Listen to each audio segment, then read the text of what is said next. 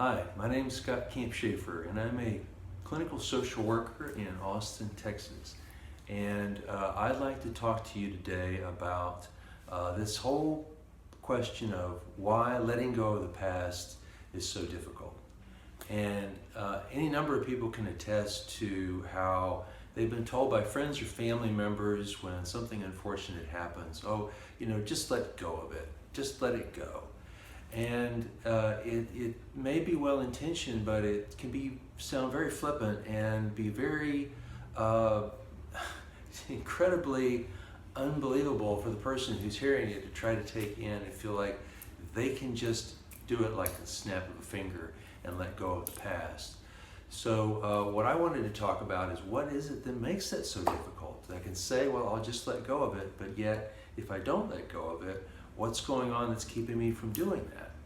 And basically, that's the whole issue of what we call transference in psychology or psychotherapy, is that people tend to view the present through the lens of the past. And in a lot of respects, the past is not the past because it's very present and real for people, and they have been indelibly affected by their experiences in childhood such that they really can't let go of them. And all of our impressions and experiences from childhood inevitably have some effect in adulthood, all the way to old age. So one of the distinctions I wanted to make between the transference experiences or the effect of the past coloring the present for people is, one, if there's been trauma involved, and the other, if there hasn't been trauma involved. And trauma happens when people have been so indelibly affected by an event in their lives that they just can't shake it. They always remember it the same, and it has these really unpleasant emotions that come up when people remember it. And in those cases, people need trauma therapy to help overcome their past experiences, because it's almost like this groove in a record that's, for those of you who used to listen to records or may actually listen to records, the records have grooves in them that when you play them, they always sound the same. And it's like the song keeps playing over and over again in somebody's mind, and they can't get it off of their mind. And in those cases, trauma therapy is important to help get the brain and the rest of the nervous system off that track, off of that groove. And I work with at least two different types of trauma therapy that help people to undo the grooves that the past has driven into their minds. But if there hasn't been a trauma that's affected someone, then they can typically benefit by more usual garden variety psychotherapy or talk therapy that allows them to see how they brought the past into the present and how it's showing up in their lives, so they can make more of a conscious choice to not be that way anymore.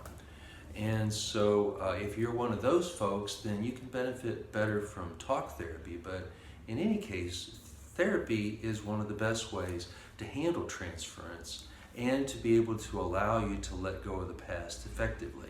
But it's not, just something you tell yourself. It's not a self-help book you read. It's not a yoga class you go to. And it's not looking in the mirror and saying affirmations every day so much as it is really actually doing the work of actually resolving some of these issues from childhood that keep coming up again and again in your life.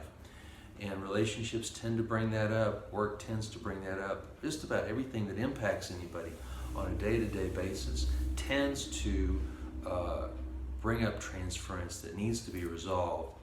And again, one of the best places to do that is in therapy.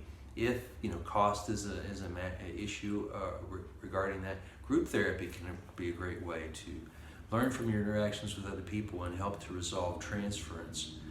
But whatever you do, if you do struggle with transference issues, I encourage you to reach out for help.